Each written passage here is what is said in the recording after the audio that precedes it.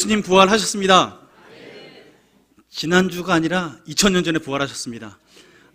주님께서는 이 땅 가운데 오셨고 죽으셨고 부활하셨습니다.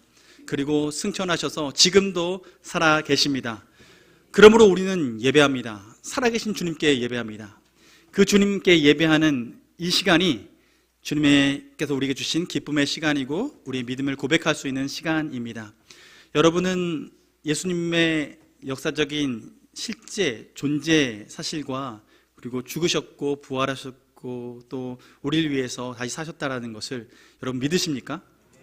네. 어떻게 믿으십니까? 보지 못했는데. 네. 우리는 도저히 보지 못하면 믿지 못할 세상을 살고 있습니다. 그런데 예수님의 존재에 대해서 우리가 의심을 갖다가도 확신으로 바뀌는 이유 중에 하나는 우리가 지금 시대를 살아가는데 올해가 몇 년도죠? 2024년도죠. 2024년도는 기준이 무엇입니까? 네, 맞다고 때를 물렸습니다. 예, 바로 예수님께서 이 땅에 오신 그날을 기념해서 그 기준으로 예수님을 기준으로 해서 나눠지게 되죠. 그래서 BC, 영어로 BC로 하면 Before Christ. 그래서 예수님 오시기 전을 우린 BC라고 얘기를 하고 AD라고 하면 뭐라고 하냐면 아노 도미니 해서 라틴어로 주님이 오신 이후를 말하고 있습니다. 세계의 역사가 허구의 인물을 가지고 날짜를 정해서 모든 나라의 사람들이 온 인류가 그걸 기준으로 해서 약속을 잡고 시간을 잡아서 이야기를 나눈다고 한다면 좀 어폐가 있겠죠. 그러나 역사적인 사건으로 이 땅에 실제로 오신 예수 그리스도께서는 온 세계의 역사의 기준점이 되어 주셨습니다. 그래서 그분은 실제적으로 이 땅에 오신 분입니다. 그리고 실제적으로 이 땅 가운데 사셨고 죽으셨고 그리고 부활하셨습니다. 우리는 이 사실을 믿고 나아갑니다. 그런데요, 여러분, 우리가 이 사실을 믿는데 이런 생각 안 해보셨습니까? 과연 예수님의 그 죽음의 사건, 그 부활의 사건이 나랑 무슨 상관이 있을까? 너무나 먼 얘기이고 2000년 전에 벌어진 일이고 내가 눈으로 본 것도 아니고 내 아버지 장례식장도 아닌데 예수님께서 죽으셨다라는 것이 그 이스라엘 땅에서 죽으신 예수가 과연 이 한국 땅에 살고 있는 지금 오늘을 살고 있는 나와는 무슨 상관이 있는 건가? 이런 생각 안 해보셨습니까? 과연 그 예수님이 살았고 죽었고 부활한 것은 그냥 예수님 좋은 일 아닙니까? 예수님께서 죽으셨고 살아셨으니까 여러분 우리도 몸이 아팠다가 나으면 좋잖아요. 아팠다가 나으면 그 사람 좋은 거지 내가 좋은 겁니까? 예수님께서 죽으시고 부활하셨습니다. 예수님 좋은 일 한 거? 예, 맞습니다. 그런데 예수님에게만 좋은 일이 아닙니다. 왜냐하면 예수님께서 죽으시고 그리고 다시 부활하신 것은 순전히 자신을 위해서 죽으신 것도 아니고 자신을 위해서 다시 사신 것이 아니라 순전히 우리를 위해서 죽으시고 다시 사셨기 때문입니다. 예수님은 죽을 이유가 하나도 없으셨습니다. 죽을 이유가 죄가 하나도 없으심에도 불구하고 예수님은 죽으셨던 거예요. 그래서 이 죽음과 부활은 예수님에게 유효한 것보다 그 혜택을 누리는 자들에게 더 유익한 것입니다. 오늘 본문 말씀 보면 골로새서 2장 12절 말씀에 이런 말씀이 있습니다. 예수님의 죽음과 부활이 우리와 무슨 상관이 있습니까? 라고 물을 때 이렇게 대답할 수 있습니다. 너희가 세례로 그리스도와 함께 장사되고 또 죽은 자들 가운데서 그를 일으키신 하나님의 역사를 믿음으로 말미암아 그 안에서 함께 일으키심을 받았느니라. 예수님께서 죽으셨고 무덤 가운데 계셨고 그리고 하나님께서 그를 다시 일으켜 세우셨습니다. 죄가 없으셨으니까요. 무죄니까요. 예수님을 다시 살리셨어요. 이것은 예수님 안에 벌어진 일입니다. 2000년 전에 벌어진 일입니다. 그런데 지금 2000년 전에 벌어진 일이고 저희가 보지 못한 사건이기 때문에 매우 우리와 상관없는 것으로 여겨질 수 있습니다. 그러나 하나님께서는 예수님의 그 죽음이 우리가 그 안에 거함으로 말미암아 믿음으로 현재 나에게 이루어진 사건, 예수님의 사건이 바로 내 사건이 되어진다라고 이야기하고 있습니다. 자세히 보세요. 예수님의 사건은 과거에 벌어진 일입니다. 그러면 우리는 죽는 건 언제입니까? 과거입니까? 현재입니까? 미래입니까? 앞으로 우리 지금 이 자리에 있는 분들에게는 죽음은 미래의 일입니다. 그럼 부활은 언제의 일입니까? 그것보다 더 미래의 일입니다. 미래의 일, 우리는 보지 않았고 경험하지 않았기 때문에 확신할 수 없습니다. 과거의 일, 우리가 눈으로 보지 못했고 너무나 멀리 있었던 사건이기 때문에 우리의 피부에 와닿지 않는 사건입니다. 그러면 우리는 그럴 수 있죠. 너무 멀리 있었던 과거의 이야기니 내가 믿지 못하겠습니다. 앞으로 벌어질 일인데 내가 아직 경험하지 않았으니 나는 믿지 못하겠습니다. 저랑 상관없는 일입니다 라고 말할 수 있습니다. 그런데 주님께서는 오늘 말씀을 통해서 이 과거에 역사하셨던, 일하셨던, 죽으시고 부활하셨던 이 예수님의 사건이 바로 오늘을 살아가는 우리에게, 우리도 동일하게 경험하게 되는 사건이라고 얘기하고 계십니다. 이때 이 사건이, 과거의 사건이 앞으로 멀리 미래에서 내 삶 가운데 벌어질 이 사건과 통으로 연결돼 가지고 이것이 이루어질 때가 언제냐면, 어떻게 이루어지게 되냐면 지금 이 시기에 지금 이 사실을 믿음으로 말미암아 이 사건이, 예수님의 사건이 앞으로 미래 벌어질 내 사건 가운데 이루어지게 되는 것입니다. 하나님 그것을, 과거와 미래를 연결시키는 것이 지금 믿음으로 현재를 통해서 연결되게 하셨습니다. 하나님께서는 이 믿음의 사건을 통해서 예수님의 죽으심과 부활이 내 삶 가운데 이루어지도록 하나님께서 해 놓으신 것입니다. 이것이 주님께서 우리에게 약속하신 거예요. 이 사이에 뭐가 필요하다고요? 믿음이 필요합니다. 믿음 하면 이런 게 믿음이 아닐까요? 제가 아들 둘 낳았는데 첫째가 어릴 때였습니다. 방 안에서 아이들 놀고 있는데요, 갑자기 뒤에서 아빠! 이렇게 소리가 들립니다. 뒤를 돌아봤습니다. 첫째 아이가요, 장롱 위에 올라가가지고요, 아빠! 하더니 곧장 뛰어내리는 거예요. 저는 점프하는 하는데요, 무슨 믿음이 이렇게 좋은지 아무런 두려움 없이 점프를 해서 하는데요, 저는 안 왔습니다. 제가 안을 자신이 있었던 것도 아니고 너 조금만 기다려라고 얘기하지도 않았는데 몸을 던졌고 저는 안 왔습니다. 이때 첫째 아이의 믿음은 어떤 믿음일까요? 아빠가 나를 받아줄 수 있어 라는 믿음이에요. 내가 잘 뛸 수 있어 라기보다도 날 더 잘 받아줄 수 있는 아빠가 있어. 아빠를 향한 신뢰죠. 아빠를 향한 신뢰, 이것이 믿음입니다. 믿음이라는 것은 믿음의 대상을 잘 믿는 거거든요. 올바른 믿음의 대상을 잘 믿는 것이 올바른 믿음입니다. 아들 입장에서는 뛰는 것, 점프하는 것과 그리고 안기는 것 사이에는 현재와 미래의 시간의 공백이 있습니다. 그런데 실제로 안기기까지는 그 시간을 어떻게 메꿨냐면 믿음으로 메꿨어요. 아빠를 믿는 그 믿음으로 점프한 거예요. 그 시기를 믿음으로 딱 던졌더니 몇 초 후에 딱 안기게 된 거죠. 여러분, 하나님께서는 우리 인생을 지금 현재를 살아가게 하시는데 우리가 주님 품에 안기는 그때는 죽음을 넘어서서 예수 그리스도의 죽음과 부활이 우리에게 현실이 되어지고 그것이 완성되어지기까지는 지금 그 믿음으로 살아내기를 원하십니다. 우리가 이 시간들을 믿음으로 살아낼 때 그 신실하신 주님께서는 우리를 완벽하게 안아주십니다. 지옥 구렁텅이에 빠지지 않고 그 하나님 품 안에 우리를 안아주시는 거예요. 이 모든 사건이 예수 그리스도의 사건과 우리의 믿음과 그리고 하나님의 그 신실함 가운데의 완벽한 콜라보레이션으로 이루어지는 거예요. 이것이 신앙생활입니다. 하나님께서는 우리에게 이 신앙생활을 하도록 우리를 초청하셨고 오늘 우리가 그 부활의 영광 가운데 참여하도록 주님께서는 부르셨습니다. 그러면 이때 믿음을 가지고 하나님께서 예비하신 이 풍성한 삶, 이 땅 가운데 지금 생명을 얻고 영원한 삶을 누려갈 것을 믿음으로 믿고 나아가는 이 삶을 살아가는 것, 영생은, 영원한 그 하나님의 삶은 지금부터 누릴 수 있음을 우리가 경험할 수 있는 것은 믿음으로 경험하게 되는 거죠.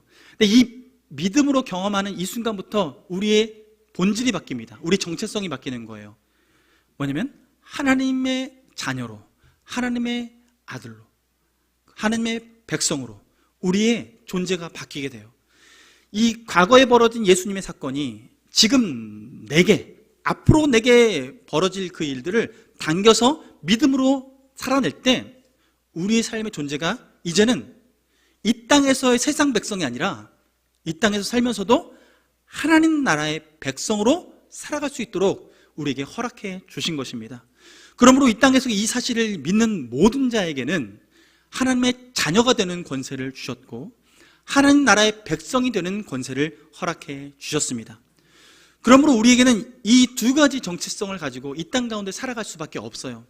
육신을 입고 눈에 보이는 삶의 현상들을 목도하면서 이 땅의 세상의 사람들처럼 똑같이 살아갈 수도 있고요. 그리고 믿음으로 우리의 미래에 벌어질 일, 그것을 오늘 당겨와서 살아내는 그 하나님 나라의 백성으로서, 하나님의 자녀로서 살아가는 삶이 있습니다. 여러분, 이 두 가지 신분이 우리에게 주어진 신분인데, 여러분, 우리가 새로운 신분을 얻게 되면 우리는 그 새로운 신분의, 그 나라의 정체성에 맞는 새로운 가치관을 가져야 합니다. 새로운 가치관, 그리고 그 문화를 익힌다는 건 이런 것 같아요. 제가 예전에 인도로 전도여행, 단기 선교를 다녀왔습니다. 인도로 선교를 갔을 때 선교사님이 선교센터에서 머물게 하시면서 현지의 문화에 대해서 가르쳐 주시고 경험하게 하셨어요. 인도의 문화 중에서 익힐 수 있는 문화 중에 하나는 먹는 문화입니다. 인도는 어떻게 먹죠? 네, 손으로 먹죠. 손으로 이렇게 조물조물 해가지고 해서 먹어요. 입으로 먹어요. 인도는요, 숟가락보다 손이 더 깨끗하대요. 그래서 손으로 먹자고 해요. 그만큼 손으로 집어서 먹는데 처음엔 너무 이게 불편해서, 그런데 현지에서 익숙하게 현지 문화를 익히라고 가르쳐 주는 거니까 따라서 해서 버무려서 먹었습니다. 한 가지 먹는 법을 배우고 나서 그 다음에 가르쳐 주는 게 있습니다. 매일 빠지지 않고 가야 할 곳이 있죠. 네, 화장실 문화예요. 화장실 문화를 가르쳐 주는데요, 인도에는요, 화장실 문화가요, 휴지가 없습니다. 휴지가 없고 거기는 수세식 비데가 있는 거죠.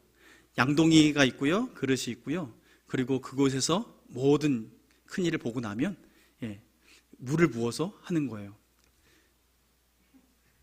배웠습니다. 네.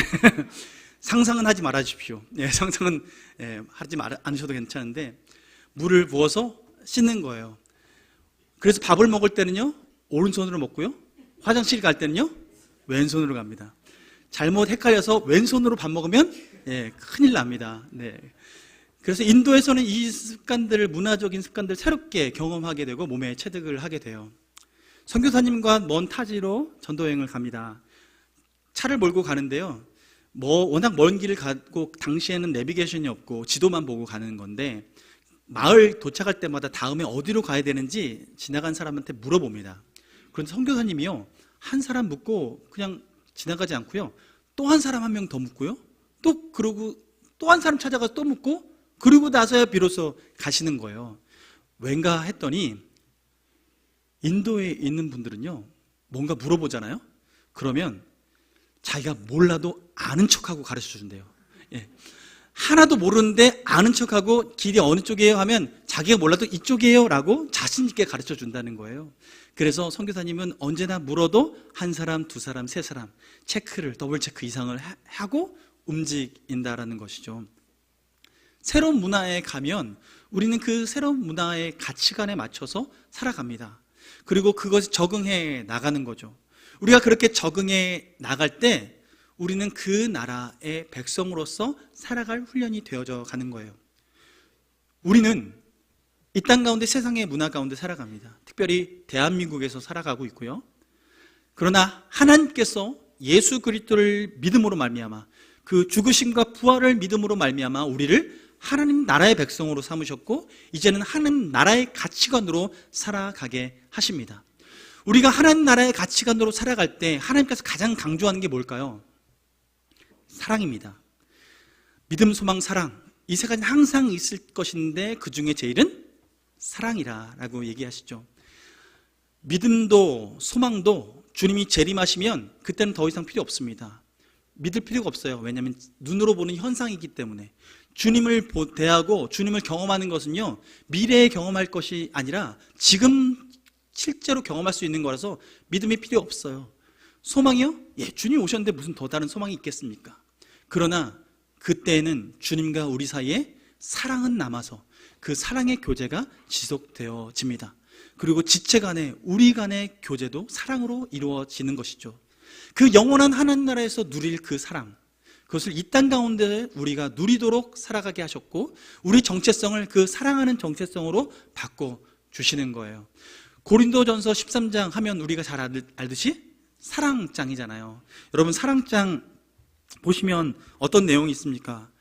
사랑은 오래 참고, 사랑은 온유하며, 시기하지 아니하며, 사랑은 자랑하지 아니하며, 교만하지 아니하며, 무례히 행하지 아니하며, 자기의 유익을 구하지 아니하며, 성내지 아니하며, 악한 것을 생각하지 아니하며, 불의를 기뻐하지 아니하며, 진리와 함께 기뻐하고, 모든 것을 참으며, 모든 것을 믿으며, 모든 것을 바라며, 모든 것을 견디느니라.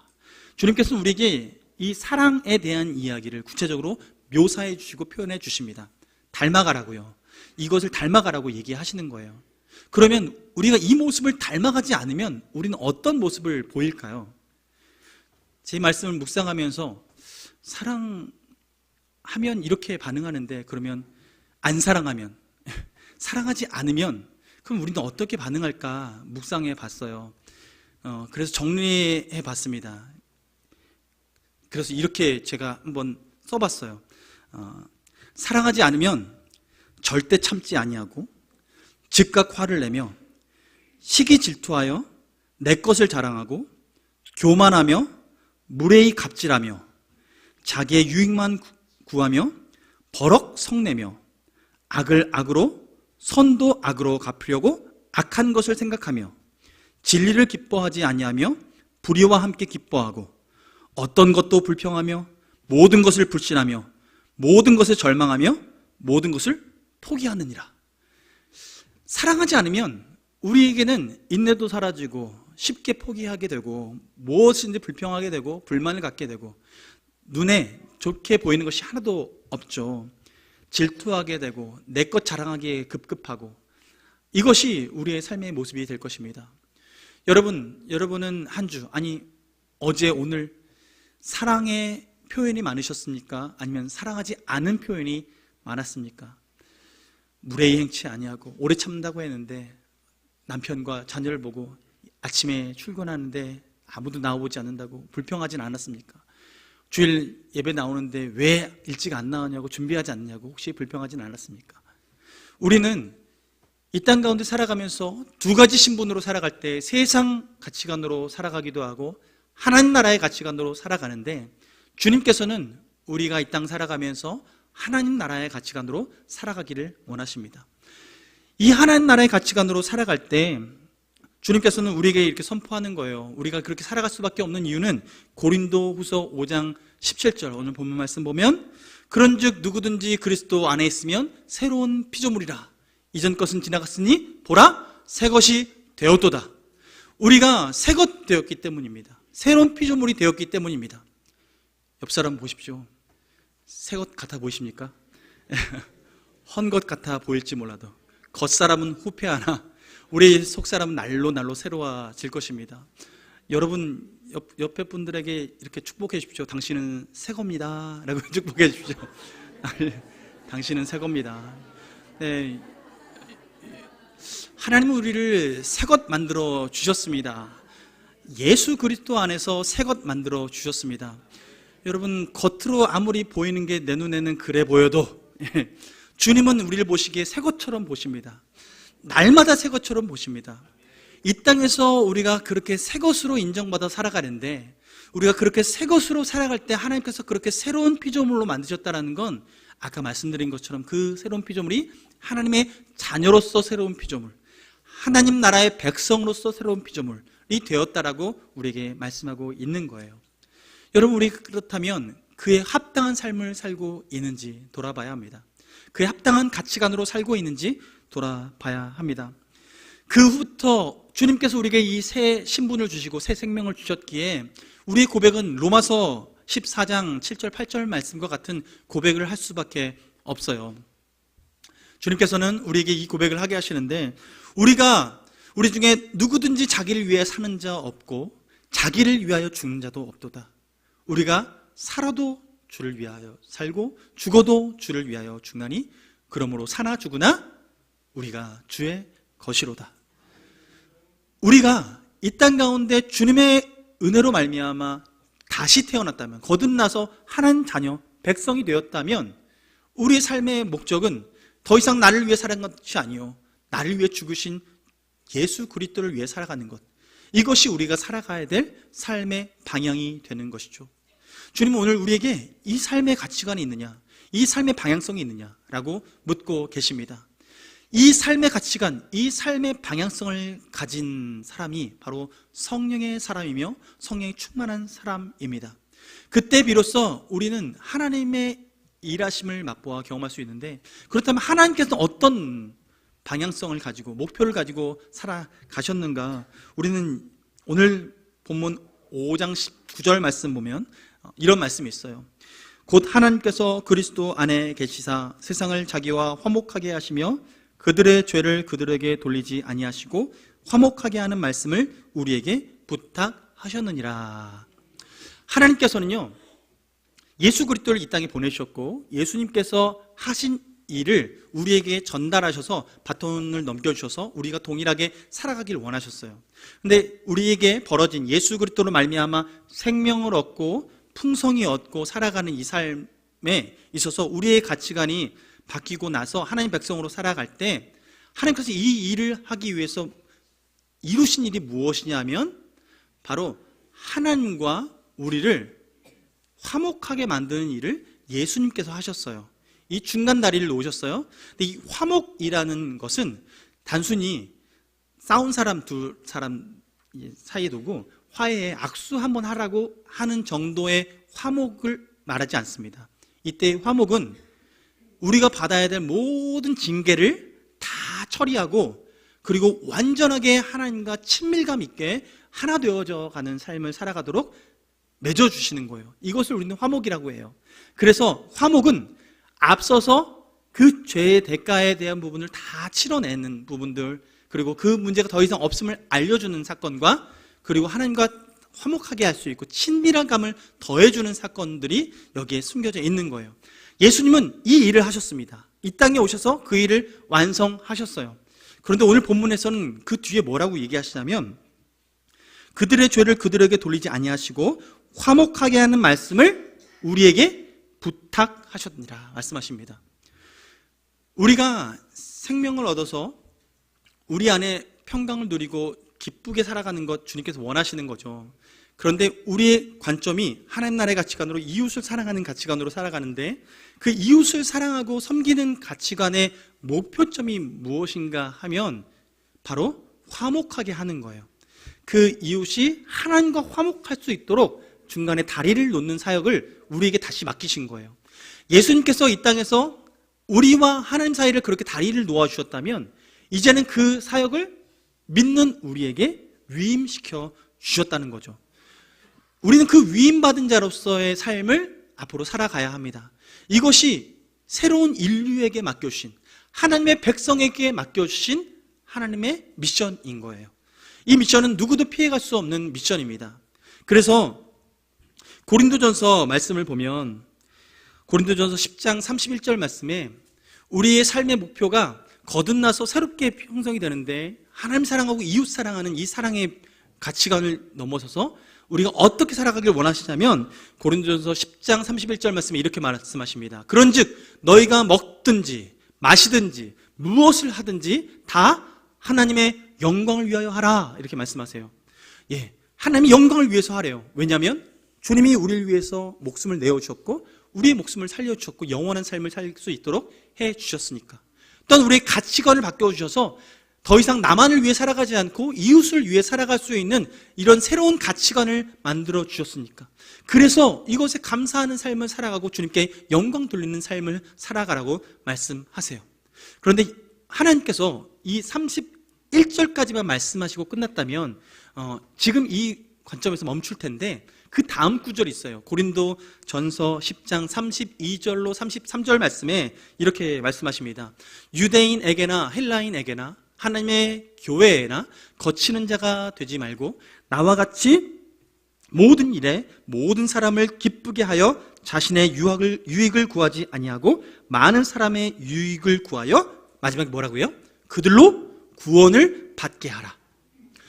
하나님께서는 우리가 하나님 백성 되어지고 영원한 생명을 누리고 하나님의 자녀가 되어졌을 때 풍성한 삶을 누리는 것, 사랑의 교제를 누리는 것, 이것이 우리에게 허락해 주신 삶인데 단순히 이것만을 누리면서 살아가고 하나님 감사합니다, 주님 감사합니다, 주님께 영광입니다 라고 이렇게만 살아가는 게 아니라 그 삶의 목적이 바뀌었을 때 하나님께서 예수님 보내서 우리와 하나님 사이를 다리 놓아서 화목케 하신 것처럼 우리 또한 예수님의 그 삶의 목적을 이어받아서 사람들이 하나님과 교제하여서 화목하게끔 하는 그 일에 우리가 쓰임받는 것, 그것이 우리가 살아갈 방향이라는 거예요. 그리고 고린도전서 10장 33절 맨 뒤에 그렇게 우리가 남의 유익을 구하고 그들을 섬기는 이유는 그들로 구원을 받게 하기 위해서.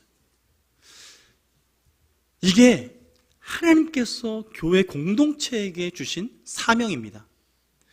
우리가 구원받아서 영생을 누린다라는 것, 이것이 우리에게 주신 기쁨, 이것만으로 멈춰지지 않고 나만 누릴 것이 아니라 이웃에게도 흘러가야 될 삶의 모습이라고 말씀하고 있는 것입니다. 여러분, 우리는 얼마만큼 이 일에 반응하고 있습니까? 하나님의 부르심에 반응하고 있습니까? 하나님께서는 우리에게 이 사건에 반응해서 나아가길 원하세요. 보세요. 우물가에 한 여인이 있었습니다. 낮에 사람들이 없는 그곳에 그 여인은 그곳을 찾아갔고 우물물을 기르려고 그 자리에 앉았습니다. 대인기피증이 있었던 그 여인, 그런데 그 곁으로 예수님이 찾아오십니다. 말을 거시죠. 이야기를 나누다가 이 여인에게 물 달라고 했는데 도대체 이 사람이 내가 누군지도 모르면서 이렇게 물 달라고 하나, 나의 부정한 나에게 이렇게 말을 하다니 라고 하면서 대화를 이어가는데요, 예수님을 통해서 이 여인이 한 가지 확신을 갖게 됩니다. 사람을 만나서 내가 그 관계 가운데 내가 사랑을 누리고 화평을 누리고 평강을 누리며 살아가야 하는데, 내가 그것을 이 사람 만나보고 저 사람 만나고 이 사람 또 만나보고 다른 사람 만나보고 5명의 사람들을 만나서 결혼 생활을 했는데 도대체 사람을 통해서 만족을 누릴 수 없는 자신을 보고 실망스럽고 주변 사람들이 원망하는 이야기들을 매번 들을 수밖에 없는 그 시간들을 보내다가 예수님을 만나니 예수님께서 내 배에서 생수의 강이 흘러넘치리라, 바로 그 물을 구하는 이 사람이 누구인지 네가 알았다면 네가 나에게 다른 사람에게 물을 구하지 않고 내게 구했을 것이다 라고 말씀하시면서 예수 그리스도로 말미암아 영원한 생수의 강이 흘러넘치고 참된 만족을 누릴 수 있다는 것을 대화 가운데 알게 되었고 깨닫게 되었습니다. 그 이후에 그 여인의 변화가 어떻습니까? 그 여인은요, 사람 만나기 싫어서 대낮에 우물가에 나왔는데 발걸음을 돌이켜서 마을로 들어갑니다. 마을에 있는 집집마다 문을 두드리면서 얘기합니다. 메시아가 나타났다. 우리가 간절히 바라던 그 메시아가 나타났다라고 외칩니다. 그 여인의 삶이 바뀐 거예요. 사람들을 회피하고 어떻게 하면 내가 좀 안전하게 살 수 있을까라고 여기면서 그것만 구하고 살아갔던 그 여인이 예수님을 만나고 나니 예수님을 통해서 우리가 구원을 얻게 되고 우리의 삶에 참된 만족을 얻게 된다는 이 사실을 알게 되는 순간 그는 다른 사람들에게, 그 마을 사람들에게 다리 놓는 사람이 되어진 것입니다. 삶의 목표가 바뀌었고 삶의 방식이 바뀐 거예요. 여러분, 우리는 삶의 목적과 목표, 방향성, 우리는 무엇에 꽂혀 있습니까? 주식에 꽂혀 있습니까? 아파트 값이 오르는지 내리는지 그것에 우리는 꽂혀 있습니까? 우리의 삶에 지금 관심은 어디에 있습니까? 하나님께서는 우리의 삶의 관점을 바꾸고 가치관을 바꿔내길 원하십니다. 주님께서 그것을 위해서 십자가에 못 박히셨고 다시 부활하셨습니다. 우리가 이 사실을 믿고 이 시대에 살아갈 때 주님의 손과 발로 살아갑니다. 이 일에 동참하는 것, 그것이 주님께서 바라시는 일입니다. 여러분, 그 일에 함께 하길 원합니다. 주님은 지금도 이 시대에도 하나님의 사람들을 일깨우고 계시고 하나님의 백성을 새롭게 창조하고 계십니다. 하나님의 자녀를 성령으로 창조하고 계십니다. 새 창조를 이루어가고 계십니다. 예수 그리스도로 말미암아 이룬 사건을 성령으로 말미암아 현재 사건으로 경험케 해 주십니다. 그 창조의 사건이 지금도 일어나고 있습니다. 그렇게 하나님은 새로운 인류를 창조하고 있는 것입니다. 그게 바로 교회입니다. 하나님께서는 우리 명광교회를 그렇게 하나님의 새로운 인류에 하나님 나라 백성답게 살아가도록 우리를 초청하고 있습니다. 여러분 함께 살아가시죠. 그 일에 함께 헌신하길 원합니다. 하나님 나라의 가치관으로 하나님께서 바라보시는 그곳을 향해서 바라보며 함께 나아가기를 주님의 이름으로 축원합니다. 우리 함께 찬양하겠습니다. 은혜로다. 우리 삶 가운데 은혜 가운데 역사하시는 그 하나님 앞에 우리의 마음을 고백하며 나아갔으면 좋겠습니다. 그 하나님이 우리의 주님이심을 기억하며 나아갔으면 좋겠습니다. 우리 함께 찬양합니다.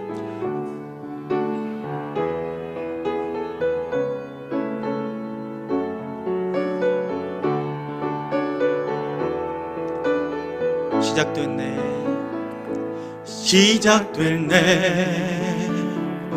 우리 주님의 능력이 나의 삶을 다스리고 새롭게 하네. 자유하네. 죄와 사망으로부터 나의 삶은 변하고 난 충만하네. 은혜로다 주의 은혜 한량없는 주의 은혜 은혜로다 주의 은혜 변함없는 신실하신 주의 은혜 시작됐네 우리 주님의 능력이 나의 삶을 다스리고 새롭게 하네. 자유하네. 죄와 사망으로부터 나의 삶은 변하고 난 충만한. 다같이 일어나셔서 주님을 찬양합니다. 은혜로다 주의 은혜 한량없는 주의 은혜 은혜로다 주의 은혜 변함없는 신실하신 주의 은혜로다 은혜로다 주의 은혜 한량없는 주의 은혜 은혜로다 주의 은혜 변함없는 신실하신 주의 다시 한번 은혜로다 은혜로다 주의 은혜 한량없는 주의 은혜 은혜로다 주의 은혜 변함없는 신실하신 주의 변함없는 신실하신 변함없는 신실하신 주의 변함없는 변함없는 신실하신 주의 은혜. 우리 함께 기도하며 나가길 원합니다. 하나님은 우리를 사랑하셔서 예수 그리스도를 보내주셨습니다. 2000년 전에 우리가 보지 못하고 경험하지 못했던 그 사건이 하나님께서 성령으로 말미암아 오늘 믿어지게 하셨고, 미래에 벌어질 우리의 죽음과 부활이 현재 믿어지게 하셔서 이 믿음의 삶을 평강 가운데 살아갈 수 있도록 인도해 주셨습니다. 하나님, 이제는 내가 주님의 자녀로서, 이제는 하나님 나라의 백성으로서 하나님 나라의 가치관을 가지고 살아가길 원하오니, 하나님을 사랑하고 이웃을 사랑하며 한 영혼이 구원받기를 간절히 소원하며 그 사람의 필요를 채워주며 한 사람의 필요를 채워줄 때 무엇보다도 하나님과 화목되어져서 영원한 생명을 누리고 풍성한 삶을 누릴 수 있는 아버지 그 사랑의 생명의 징검다리가 될 수 있도록 우리를 사용하여 주옵소서. 나를 써 주시옵소서라고 이 시간 주여 한번 무릎 꿇고 기도하겠습니다. 주여, 살아계신 아버지 하나님, 주님의 은혜에 감사를 드립니다. 아버지 하나님께서 우리를 사랑하셔서 믿음으로 반응하게 하시고, 주님 앞에 주님 예수 그리스도의 죽음이, 예수 그리스도의 부활이, 예수 그리스도의 승천이 아버지 주님 우리 삶 가운데 믿어지게 하심을 감사드립니다. 주님, 예수 그리스도의 죽음과 부활의 사건이 예수님에게만 벌어진 사건이 아니며 앞으로 우리가 경험할 죽음과 부활, 그것이 우리에게 주어지는 첫 선물이고 열매인 줄 믿습니다. 예수 그리스도께서 우리의 첫 열매 되어 주셨습니다. 부활의 첫 열매 되어 주셨습니다. 이 사실을 믿고 오늘을 살아갑니다. 죽음을 두려워하는 것이 아니라 아버지 주님께서 주신 영생을 기뻐하며 살아갑니다. 예수 그리스도, 부활하시고 생명이신 예수 그리스도, 주 예수 그리스도를 믿으라. 그리하면 너와 내 집의 구원을 얻으리라. 우리에게 말씀하여 주시며 하나님의 자녀가 되는 권세를 허락하여 주신 주님, 하나님, 이 믿음을 가지고 살아갑니다. 이 믿음 가지고 살아갑니다. 주님, 우리에게 지혜를 주시고 능력을 더하여 주셔서 하나님 더욱더 주님 안에 헌신하며 살아갈 수 있게 하여 주옵시고, 무엇보다도 예수 그리스도께서 우리와 하나님 사이를 아버지 그 막힌 담을 허무시고 화목게 하셨던 것처럼 우리 또한 예수님께서 하신 그 걸음을 뒤따라가 이 땅에서 하나님 한 사람 한 사람이 하나님을 만나고 그 하나님을 만나 화목하게 되어지는데 징검다리로 쓰임받기 원합니다. 우리를 써 주시옵소서. 주님, 우리를 의의 도구로 써 주시고 생명을 낳는 도구로 써 주시옵소서. 믿음으로 반응하며 나갈 때 성령으로 역사하여 주옵시고 주님께서 놀라운 일들을 맛볼 수 있도록 인도하여 주시옵소서. 살아계신 아버지 하나님, 우리의 삶이 홀로 있는 삶이 아니며 예수 그리스도께서 우리를 찾아오셔서 성령으로 충만하게 역사하시는 삶인 줄 믿습니다. 아버지, 우리의 삶의 고백이, 주님을 향한 우리의 삶의 고백이 더 이상 자기를 위해 사는 자 없고 나를 위하여, 우리를 위하여 죽으신 예수 그리스도를 위해 살아가는, 하나님, 살아도 주를 위해, 죽어도 주를 위해 죽는 삶이 되어지길 원하오니 우리를 사용하여 주시옵소서. 우리의 믿음의 고백을 받아 주시옵소서. 그러므로 주님께서 우리를 하나님과 화목되게 하셨고 그 화목되게 하셨기에 우리에게 그 사명 맡겨주신 그 사명을 완수하기 원합니다. 주여, 우리에게 지혜해 주시옵소서. 사랑의 풍성한 사랑의 능력을 더하여 주시옵소서. 주변 사람들을 돌아보게 하시고 필요를 채워주는 삶을 살게 하여 주시옵소서. 단순히 생명을 얻게 하는 것을 넘어서 풍성한 삶을 살아갈 수 있도록 우리가 쓰임받게 하여 주시옵소서.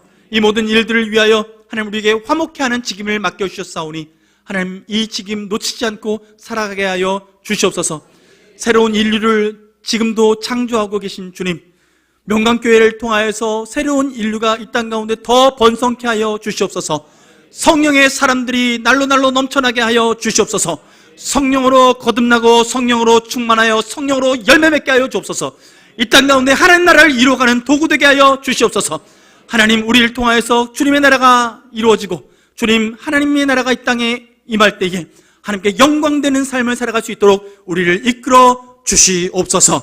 지금은 우리 주 예수 그리스도의 은혜와 하나님 아버지의 끝없는 사랑과 성령님의 교통하심이 예수 그리스도의 죽음과 부활을 나의 죽음과 부활로 믿고 하나님 나라의 가치관으로 하나님께서 바라보시는 삶의 목적을 동일하게 품고 살아가기로 결단하는 명강교회 식구들 머리 위에 함께 예배하고 온라인으로 예배하며 열방 가운데 함께 동역하고 있는 도둑자들 머리 위에 지금부터 영원토록 함께하여 주시옵기를 간절히 축원하옵나이다. 아멘.